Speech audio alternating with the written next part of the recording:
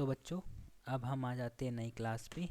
नई क्लास के अंदर अब हम पढ़ रहे हैं आगे के क्वेश्चन एलसीएम और एचसीएफ के बारे में। ठीक है, अब तक हमने पढ़े थे एलसीएम के बारे में, अब कुछ थोड़ा एचसीएफ के बारे में भी देख लेते हैं। मिक्स क्वेश्चन है हमारे पास। अब बात कैसे कर रहे हैं हम एचसीएफ की। अब इस वाले क्वेश्चन के अंदर हम बात कर रहे हैं कि एचसीएफ ऑफ बताना है हमें। एक नंबर ये है, दूसरा नंबर ये, किसके बराबर होगा। चार ऑप्शन हमें दे दिए। देखो सीधी सी बात ये थी कि जिस तरह हम क्या करते हैं, यहाँ पे लिखा मैंने ए किसके बराबर हो गया 5 इंटू 7 इंटू 9 इंटू 11 इंटू 13। इसी तरह जो मेरा बी नंबर है वो किसके बराबर हो गया 9 इंटू 11 इंटू 13 इंटू में 17। ये हो गया। अब इसके अंदर हम बात कर रहे हैं किसकी, एचसीएफ बताना है। एचसीएफ के अंदर क्या करते हैं हम, कॉमन लिखते हैं। अब यहाँ पर जो मैंने लिखा है वो थोड़ा सा गलत लिख दिया। मुझे कैसे लिखना चाहिए था, जो कॉमन डिजिट है उसके नीचे कॉमन डिजिट लिखूं तो मेरे को लिखना आसान हो जाता है। तो बी के अंदर अगर 9 था तो 9 के नीचे मैंने लिख दिया 9, 11 के नीचे लिख दिया 11, 13 के नीचे लिख दिया 13 और यहाँ पे लिख दिया 17। ओके, तो देखो अब कॉमन वाले नंबर ले लेने हैं, बाकियों को छोड़ देना है। तो एचसीएफ क्या हो जाएगा 9 इंटू 11 इंटू 13। यहीं पर अगर एलसीएम लिखना होता तो एलसीएम किसके बराबर हो जाता 5 इंटू में 7 इंटू में 9 इंटू 11 इंटू 13 इंटू में 17। ठीक है, अब चलते हैं अगले क्वेश्चन के अंदर। ये कहता है the H C F and LCM of two numbers are 4 and 48। अगर उनमें से एक संख्या, मैं कहता हूँ कि संख्या एक है ए और एक संख्या है बी। अब मैं ये कहता हूँ अगर इनका एचसीएफ कितना है, महत्तम अपवर्तक, ठीक है समापवर्तक में से आएगा। महत्तम समापवर्तक कितना है हमारा, यहाँ पर है 4 और यहाँ पर उनका लघुत्तम समापवर्त्य, ठीक है एलसीएम, ये कितना है यहाँ पर 48। और ये दो संख्या थी ना ए और बी, इसमें से अगर जो हमारा ए है ये 12 के बराबर है तो बी कितना होगा। अब इसके अंदर एक फॉर्मूला होता है हमारा, देखो ए इंटू में बी, दोनों नंबर्स का प्रोडक्ट किसके बराबर होता है, उनके एलसीएम और एचसीएफ के प्रोडक्ट के। किसके बराबर होता है, उनके एलसीएम और एचसीएफ के प्रोडक्ट के। तो यहाँ पर यही पूछा है, ये कह रहा है कि ए नंबर कितना है, इसको नोट कर लो अपनी नोटबुक में अच्छे से। ये इसको नोट कर लो अपनी नोटबुक में अच्छे से, इस पे क्वेश्चन आ जाते हैं। ये कहता है यहाँ पर ए की वैल्यू कितनी है 12, बी की वैल्यू हमें पता नहीं, बी बराबर एलसीएम के अंदर एलसीएम की वैल्यू कितनी दे रखी है 48 और एचसीएफ कितना दे रखा है 4। देखो मेरे को बी की वैल्यू बतानी है, इसका मतलब ये 12 इधर मल्टीप्लाई में है। तो देखो ये इक्वेशन को चेंज करेगा, ये गलत मत करना, कोई इक्वेशन को चेंज करेगा ये राइट में जाएगा तो इसको डिवाइड कर देगा। तो बी की वैल्यू कितनी हो जाएगी 48 इंटू में 4 डिवाइडेड में 12। तो 4 1 जा 4, 4 3 जा 12। अब 48 को मैं 3 से डिवाइड करूँगा तो ये कितना होता है 16। तो बी की वैल्यू कितनी आ गई 16 आ गई। अब यहाँ पर जो इम्पोर्टेंट चीज़ थी वो ये मेरा फॉर्मूला था कि प्रोडक्ट ऑफ टू नंबर, इसको अब लिख भी सकते हैं हम अपनी भाषा में। ये क्या कह रहा है, ये कह रहा है हमारा प्रोडक्ट ऑफ टू नंबर्स किसके बराबर होता है, product of their HCF and LCM. Product of two numbers, ये इक्वल्स टू क्या होता है, product of their HCF and LCM. ये क्या कहता है, दो नंबर का गुना, दो संख्या का गुना बराबर होता है उनके लघुत्तम समापवर्त्य और महत्तम अपवर्तक, वो समापवर्तक के गुणा के। तो इसको ऐसे लिख लेंगे, इंग्लिश वाले ऐसे लिख देंगे ए इंटू में बी, ये मिटा देता हूँ, यही लिख रहा हूँ, यही चीज़ लिख रहा हूँ वैसे तो मैं।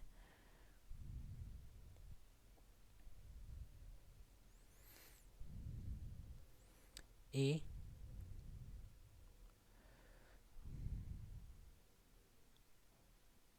एक सेकेंड, क्या हुआ इसे,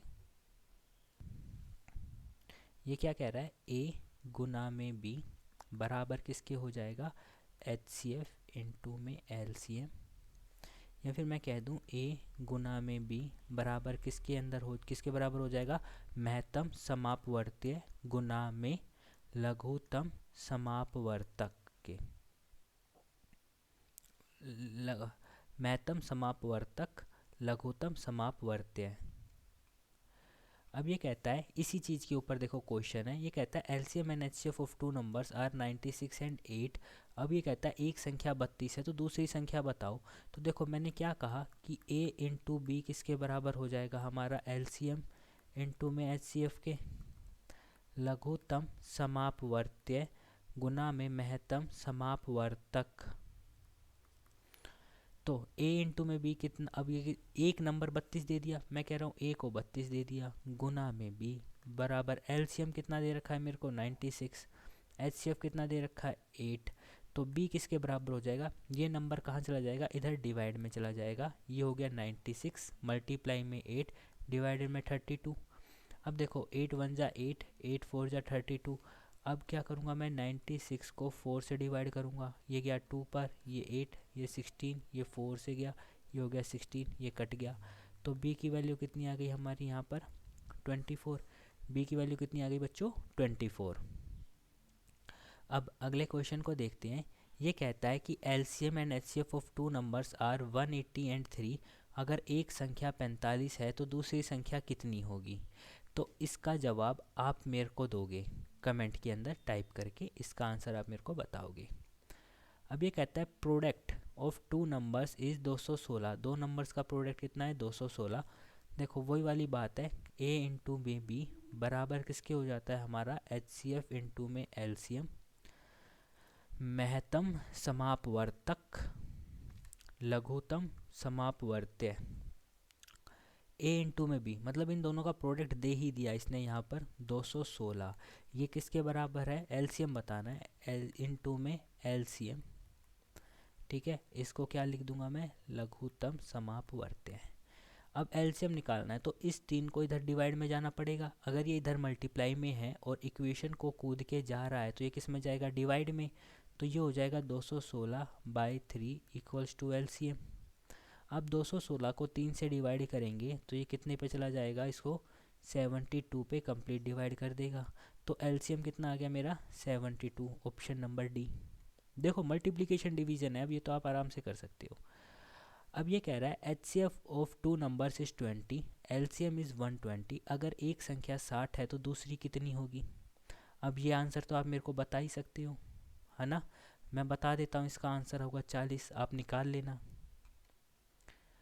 अब ये कहता है कि इनका एच सी एफ निकालना है 15 30 45 का। देखो 15 30 और 45, इसका मुझे एच सी एफ निकालना है। तो सबसे पहले तो देखा कि वो नंबर बताओ जिसको ये तीनों से डिवाइड हो जाए। तो देखो मेरे को पहले 3 दिख रहा है, तो 3 से करा 5, ये गया 6 पर, और ये गया कितने पर 9 पर। कितने पर गया, ये गया 3 से 5 पर गया, ये 10 पे जाएगा। यहाँ पे मैंने 5 से डिवाइड कर दिया, ये कितना हो जाएगा यहाँ पर 10, और यहाँ पे कितना हो जाएगा 15। फिर उसके बाद ये किससे डिवाइड होगा 5 से, 5, ये हो गया 2, और ये हो गया 3, ये कितना हो गया 3। देखो अब ऐसी कोई संख्या नहीं है जो 5 2 और 3 इन तीनों नंबर्स को डिवाइड कर दे। तो मेरा एच सी एफ क्या हो जाएगा 3 गुना में 5, ये कितना हो गया 15। यहाँ पर बात करते हैं find the greatest number which divides 36 and 48 completely. वो नंबर बताना है हमें जो यहाँ पर 36 और 48 को पूरी तरह डिवाइड करते हैं। क्या करते हैं, पूरी तरह डिवाइड करते हैं। अब यहाँ पर हम किसको डिवाइड कर रहे हैं, 36 और 48 को डिवाइड कर रहे हैं। जब हमें इन नंबर्स को डिवाइड करना होता है ना, इन नंबर को भाग देना होता है, तो उस केस के अंदर मैं एच सी एफ निकालता हूँ। उस केस में क्या निकालता हूँ, HCF। जो HCF होता है ना वो जाकर इन नंबर्स को डिवाइड करता है, जो HCF होता है वो जाकर इन नंबर्स को डिवाइड करता है। तो 36 और 48 का हमारा HCF कितना होगा वो आपको बताना है, ठीक है। इनका HCF आएगा 12, ये आप निकाल के चेक कर सकते हो। अब इधर आ जाते हैं, ये कहते हैं दो नंबर हैं वो इस रेशियो में है, किस रेशियो में, 3:4 में है। अगर उनके product of their LCM and HCF is 10,800। देखो A इंटू में B बराबर किसके होता है, LCM इंटू में HCF के। लघुतम समापवर्त्य और महत्तम समापवर्तक, ठीक है, इनके बराबर होता है। अब ये क्या कहा कि नंबर किस रेशो में है, 3:4 में। अगर कभी भी ऐसा दे रखा हो ना कि नंबर रेशो में है 3:4 में, तो पहला नंबर को मान लेता हूँ मैं 3x, दूसरा नंबर क्या हो जाता है मेरा 4x। अगर x आपको कंफ्यूजिंग लगता है ना तो इसकी जगह k लिख सकती है।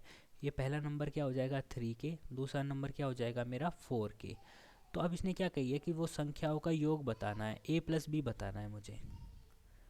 तो सबसे पहले मुझे क्या निकालना पड़ेगा, इस k की वैल्यू निकालनी पड़ेगी। तो ये कितना हो जाएगा, a कितना है 3k और b कितना हो गया मेरा 4k। 3k इंटू 4k क्या हो जाएगा, LCM इंटू में HCF। LCM इंटू में HCF हमें दे रखा है 10,800। अब यहाँ पे क्या हो जाएगा k इंटू k, और जो ये 3 और 4 है ना ये 10,800 के डिवाइड में चले जाएंगे, ये हो जाएगा 3 इंटू में 4। या तो मैं अब इसको अलग से 3 और 4 से डिवाइड कर दूं, नहीं तो 3 इंटू में 4 कितना हो जाएगा बच्चों 12। सबकी अपनी अपनी कैलकुलेशन होती है, वो उस हिसाब से क्वेश्चन को कर सकता है। अब ये कह रहा है 10,800 को 12 से डिवाइड करता हूँ।